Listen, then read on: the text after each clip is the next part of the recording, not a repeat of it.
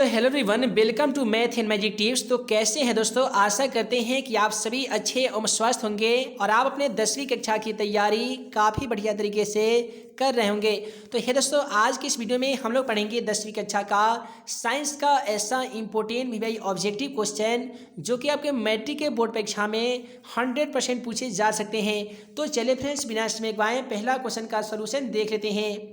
है दोस्तों, आज का पहला सवाल कहता है कि सभी जीव जंतुओं के लिए ऊर्जा का अंतिम स्रोत कौन सा है? पहला ऑप्शन में दिया गया ग्रह, ऑप्शन बी में दिया गया है चंद्रमा, ऑप्शन सी में दिया गया है सूर्य, तो वहीं पे ऑप्शन डी में दिया गया है कोयला। तो जैसा कि आप सभी को मालूम होगा कि हमारा वीडियो सीरीज का पहला क्वेश्चन का जवाब आप सभी को वीडियो के नीचे जाकर कमेंट बॉक्स में इसका सही जवाब लिखना होता है। तो यहाँ पे क्वेश्चन नंबर 1 का क्या सही जवाब होगा? आप जल्दी से वीडियो के नीचे चले जाइए और कमेंट बॉक्स में जाकर क्वेश्चन नंबर 1 का सही जवाब लिख सकते हैं। उसके बाद में अगला सवाल क्वेश्चन नंबर 2 को देखिए। क्वेश्चन नंबर 2 कहता है कि तिलचट्टा में कितने जुड़े श्वसन रंध्र पाए जाते हैं? तो दोस्तों याद रखिएगा, तिलचट्टा यानी कॉकरोच में श्वसन अंग जो पाए जाते हैं वो 10 जोड़े पाए जाते हैं। क्वेश्चन का सही जवाब ऑप्शन सी हो जाएगा, 10 जोड़े। उसके बाद में कहता है कि प्रकाश संश्लेषण की क्रिया संपन्न होती है। तो यहाँ पे उसमें 3 का सही जवाब ऑप्शन सी हो जाएगा। जितने भी हरे पौधे होते हैं उन सभी हरे पौधों में प्रकाश संश्लेषण की क्रिया संपन्न होती है। उसके बाद में अगला सवाल क्वेश्चन 4 को देखिए कि फ्लोएम उत्तकों के द्वारा कार्बोहाइड्रेट का परिवहन होता है। तो यहाँ पे क्वेश्चन 4 का सही जवाब ऑप्शन डी हो जाएगा। फ्लोएम उत्तकों के माध्यम से कार्बोहाइड्रेट का जो परिवहन है वो सुक्रोज के रूप में होता है, यानी चीनी के रूप में होता है। सो है दोस्तों, इसके बाद में अगला सवाल क्वेश्चन 5 में दिया गया है कि किसकी उपस्थिति के कारण पौधों का रंग हरा दिखाई पड़ता है? उम्मीद है आप सभी इसका आंसर जानते होंगे कि क्लोरोफिल के कारण ही पत्तियों का रंग जो है वो हरा दिखाई देता है। क्वेश्चन का सही जवाब ऑप्शन ए हो जाएगा, क्लोरोफिल। उसके बाद में अगला सवाल क्वेश्चन 6 हमारा कहता है कि पौधों में उत्सर्जी पदार्थ है। तो दोस्तों, पौधों में पाए जाने वाले उत्सर्जी जो पदार्थ होते हैं वो गोंद, टेनिन और रेजिन होते हैं। इसलिए क्वेश्चन का सही जवाब ऑप्शन डी हो जाएगा, इनमें से सभी। उसके बाद में अगला सवाल क्वेश्चन 7 को देखिए कि टेहरी बांध का निर्माण किस प्रदेश में किया गया है? तो दोस्तों क्वेश्चन 7 का सही जवाब ऑप्शन बी हो जाएगा। टेहरी बांध का जो निर्माण है वो उत्तराखंड प्रदेश में किया गया है। इसलिए क्वेश्चन का सही जवाब ऑप्शन बी होगा। इसके बाद में अगला सवाल क्वेश्चन 8 हमारा कहता है निम्नलिखित में से किसके कारण अम्लीय वर्षा होती है? तो यहाँ पे क्वेश्चन 8 का भी सही जवाब ऑप्शन बी हो जाएगा। SO2 जिसे सल्फर डाइऑक्साइड कहते हैं, इसी के कारण अम्लीय वर्षा होती है। उसके बाद में अगला सवाल यहाँ पे क्वेश्चन नंबर 9 को देख लीजिए। क्वेश्चन 9 कहता है कि 2H2 + O2 अभिक्रिया करने के बाद बनाएगा 2H2O। यह एक कौन सी अभिक्रिया है? तो यहाँ पे यदि आप ध्यानपूर्वक देखें तो 2H2 ये समीकरण संतुलित करने के लिए यहाँ पे 2 लगाया गया है और ये H2 + O2 तो ये बनाता है H2O यानी हाइड्रोजन गैस ऑक्सीजन गैस से संजोग करके H2O यानी जल बनाता है। तो यहाँ पे संजोग कर रहा है, इसलिए यह अभिक्रिया संयोजन अभिक्रिया कहलाएगी। क्वेश्चन 9 का सही जवाब ऑप्शन ए हो जाएगा। सो है दोस्तों, इसके बाद में अगला सवाल क्वेश्चन 10 हमारा कहता है कि ग्लूकोज का रासायनिक सूत्र निम्नलिखित में से कौन सा है? तो याद रखिएगा C6H6 जो होता है इसे हम लोग बेंजीन कहते हैं, जिसमें कार्बन के 6 परमाणु और हाइड्रोजन के 6 परमाणु मौजूद होते हैं। लेकिन हमें चाहिए ग्लूकोज का आणविक सूत्र, तो याद रखिएगा C6H12O6 ये ग्लूकोज का आणविक सूत्र होता है। कई बार मैट्रिक एग्जाम पेपर में चीनी यानी सुक्रोज का अणुसूत्र पूछ लिया जाता है, तो ऐसी स्थिति में C12H22 और O11 हो जाएगा। और चीनी के बदले में कहा जाता है कि निम्नलिखित में से कौन सा सुक्रोज का रासायनिक सूत्र हो जाएगा? तो सुक्रोज कहे या चीनी कहे, प्रत्येक स्थिति में क्वेश्चन का सही जवाब C12H22 O11 हो जाएगा। उसके बाद में अगला सवाल क्वेश्चन 11 को देखिए कि सोडियम की परमाणु संख्या कितनी होती है? उम्मीद है आप सभी इसका आंसर भी जानते होंगे। देखिए, सोडियम का सांकेतिक चिन्ह Na होता है, इसका लैटिन नेम नेट्रियम होता है। इसकी परमाणु संख्या की बात की जाए तो परमाणु संख्या 11 होता है। वहीं पे परमाणु द्रव्यमान की बात की जाए तो 23 होता है, ये भी याद रखिएगा। और सोडियम एक ऐसा धातु है जिसे हम चाकू से आसान तरीके से काट सकते हैं। उसके बाद में कहता है कि अमीबा में अधिकांश पोषण कौन सा होता है? तो यहाँ पे क्वेश्चन 12 का बिल्कुल सही जवाब ऑप्शन बी हो जाएगा, अंतर्ग्रहण। आप सभी को बता दें कि अमीबा जो है वो कूटपाद के द्वारा भोजन को घेर कर खाद्यान्नी में ले जाता है। उसमें उपस्थित एंजाइम भोजन का पाचन अम्लीय माध्यम में करते हैं। अनपचा भोजन अमीबा के त्वचा के सतह से चिपक जाता है और पुनः बाहर निकल जाता है।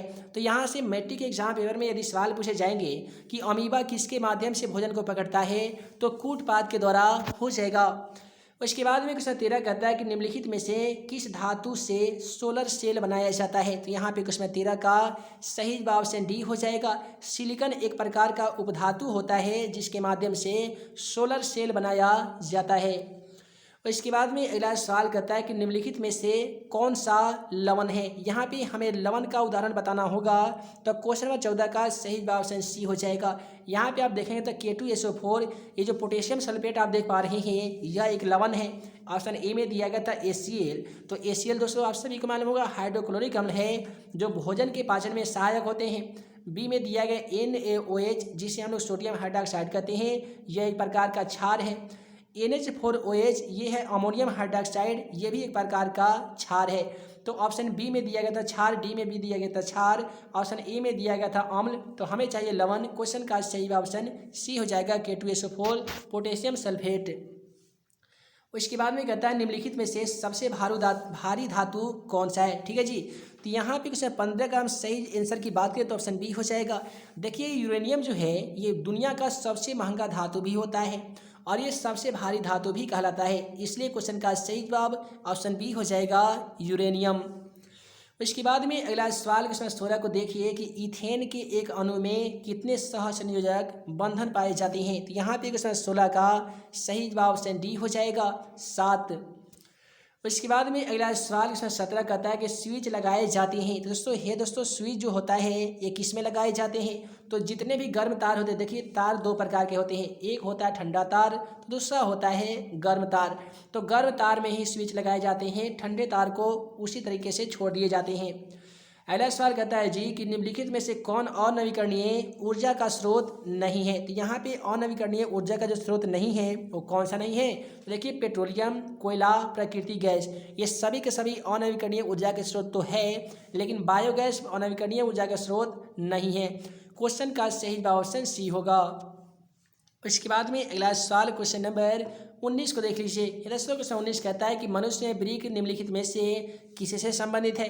आसान शब्दों में कहे तो मनुष्य में पाए जाने वाले जो वृक्क एक तंत्र होते हैं, ये मनुष्य के शरीर में कौन से कार्य करने के लिए उत्तरदायी होते हैं?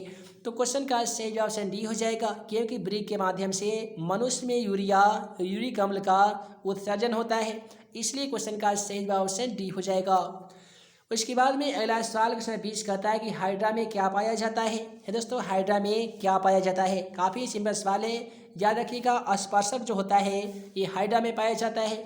और हाइड्रा जो है, हाइड्रा और ईस्ट एक ऐसा दो जीव है जिसमें जनन की मुकुलन विधि पाई जाती है।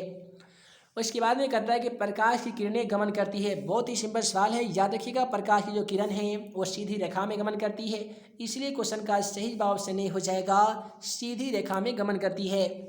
उसके बाद में आइए अगला सवाल क्वेश्चन नंबर 22 को देख लेते हैं। दोस्तों क्वेश्चन 22 कहता है कि निम्नलिखित में से किसी लेंस की क्षमता का सही मात्रक क्या होता है? याद रखिएगा लेंस की क्षमता का सही मात्रक डायोप्टर होता है, जिसे डी द्वारा सूचित किया जाता है और डी बराबर 0 होता है। इसे m⁻⁻1 के रूप में भी लिखा जाता है। तो यहाँ पे क्वेश्चन का सही ऑप्शन डी ऑप्शन सी हो जाएगा, डायोप्टर।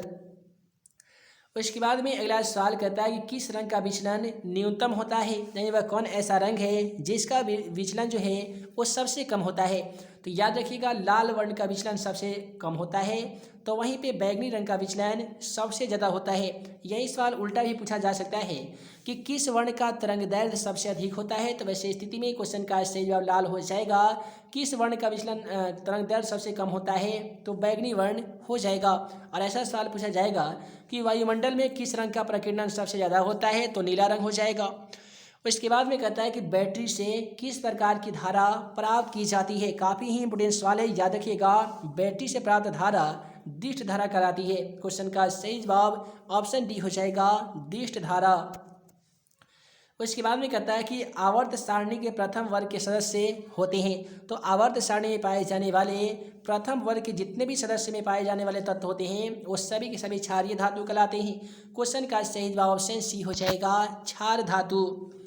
उसके बाद में अगला सवाल 26 कहता है निम्नलिखित में से कौन प्राकृतिक संसाधन नहीं है। दोस्तों संसाधन किसे कहते हैं, तो इस दुनिया में पाए जाने वाले समस्त प्राकृतिक एवं मानवीय संसाधन या मानवीय वस्तु जो मनुष्य अपनी आवश्यकताओं की पूर्ति करने के लिए अपना उपयोग करता है उसे ही संसाधन कहते हैं। जैसे वायु प्राकृतिक संसाधन है, जल प्राकृतिक संसाधन है, मिट्टी प्राकृतिक संसाधन है। ऑप्शन डी में दिया गया जीवधारी यह प्राकृतिक संसाधन नहीं है, इसलिए क्वेश्चन का सही जवाब ऑप्शन डी होगा।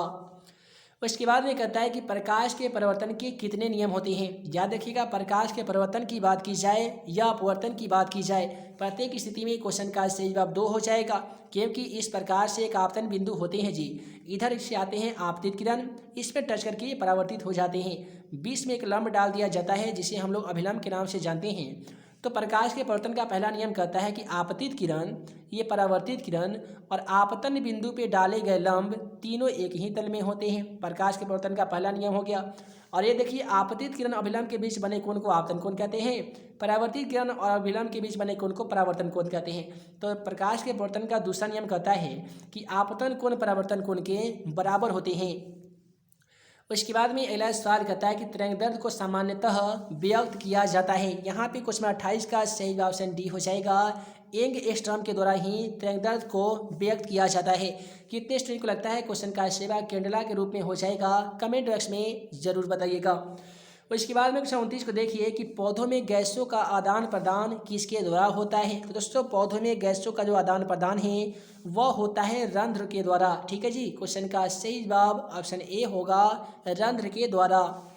उसके बाद में अगला सवाल क्वेश्चन 30 को देख लीजिए। क्वेश्चन 30 कहता है कि निम्नलिखित में से सबसे तेज हृदय धड़कन किसका होता है। तो देखिए सबसे तेज हृदय धड़कन वाला जीव की बात करें तो चूहा होता है। क्वेश्चन का सही जवाब ऑप्शन बी हो जाएगा, चूहा। उसके बाद में अगला सवाल इसमें 31 को देखिए कि सजीव जीवधारियों द्वारा किस प्रकार की नाइट्रोजनी पदार्थ जिसे हम लोग कचरा कहते हैं इसका उत्सर्जन होता है। तो यहाँ पे क्वेश्चन 31 का सही जवाब से डी हो जाएगा, क्योंकि सजीव जीवधारियों जिसमें जान प्राण पाया जाता है ऐसे तमाम जीवों के द्वारा अमोनिया, यूरिक अम्ल और यूरिया ये सभी के सभी उत्सर्जन होता है, जो उत्सर्जन वृक्क तंत्र के माध्यम से संपन्न होती है। क्वेश्चन का सही जवाब ऑप्शन डी हो जाएगा, इनमें से सभी। उसके बाद में अगला सवाल क्वेश्चन 32 को देखिए कि तंत्रिका तंत्र की रचनात्मक एवं क्रियात्मक इकाई को क्या कहते हैं। ये दोस्तों यहाँ पे क्वेश्चन 32 का सही जवाब ऑप्शन बी हो जाएगा। तंत्रिका तंत्र की रचनात्मक एवं क्रियात्मक इकाई को न्यूरॉन कहा जाता है। और यही सवाल को यदि उल्टा पूछा जाएगा कि सजीवों की रचनात्मक एवं क्रियात्मक इकाई को क्या कहते हैं, तो वैसे स्थिति में क्वेश्चन का सही जवाब कोशिका हो जाएगा।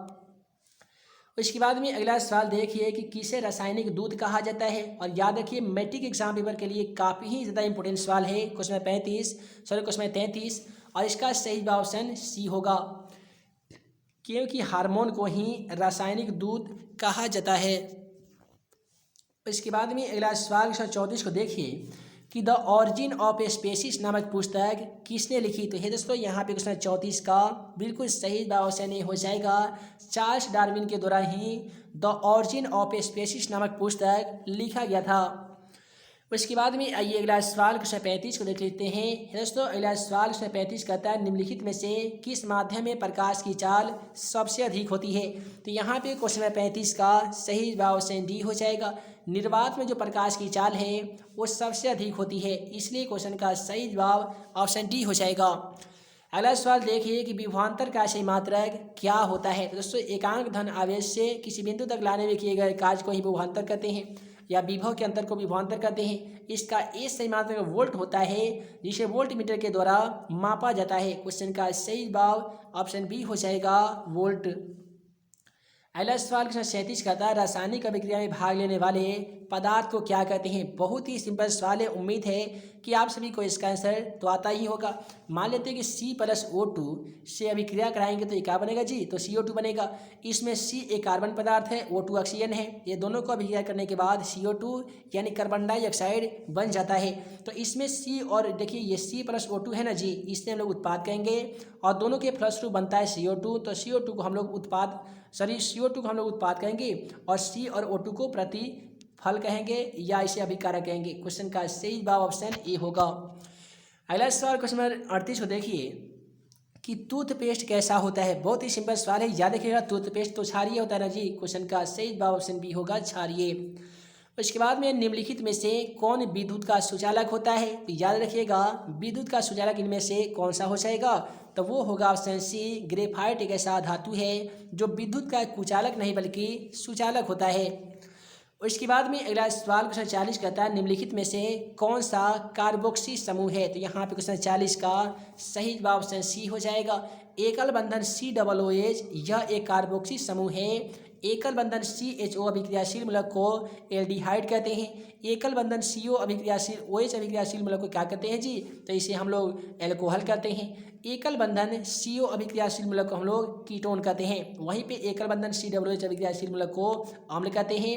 ये भी याद रखिएगा और 100% आपके मैट्रिक एग्जाम पेपर में इसमें से एक क्वेश्चन पूछा जा सकता है। तो है दोस्तों, वीडियो लंबी ना हो जिस कारण मैं इस वीडियो को यहीं पे एंड करता हूँ। आशा करते हैं कि आज का ये वीडियो आप सभी को पसंद आया हो तो वीडियो को लाइक कीजिएगा, साथ ही अपने दोस्तों में शेयर कीजिएगा। नए होंगे चैनल पे तो चैनल को जरूर सब्सक्राइब कीजिए ताकि ऐसे ही आने वाली 10वीं कक्षा का तमाम इंपॉर्टेंट क्वेश्चन का वीडियो आप सभी को मिल सके। हमारे चैनल पे प्रत्येक दिन सुबह 6:30 बजे और शाम में भी 6:30 बजे 2 वीडियो अपलोड किए जा रहे हैं जो कि आपके मैट्रिक के बोर्ड एग्जाम के लिए काफ़ी ही ज़्यादा इंपॉर्टेंट है। तो जितने भी स्टूडेंट को यदि आपको नोटिफिकेशन नहीं मिल पाता है तो अपने टाइम को देख लीजिए, निर्धारित समय पे चैनल पे एक बार विजिट जरूर कीजिएगा। जो भी न्यू रिसेंटली वीडियो अपलोड किया जा रहा है उसे एक बार ज़रूर वॉच कीजिएगा। तो है दोस्तों, हम जल्द मिलेंगे अगले वीडियो में नए VVI क्वेश्चन के साथ। तब तक के लिए आप सभी को वीडियो देखने के लिए बहुत बहुत धन्यवाद।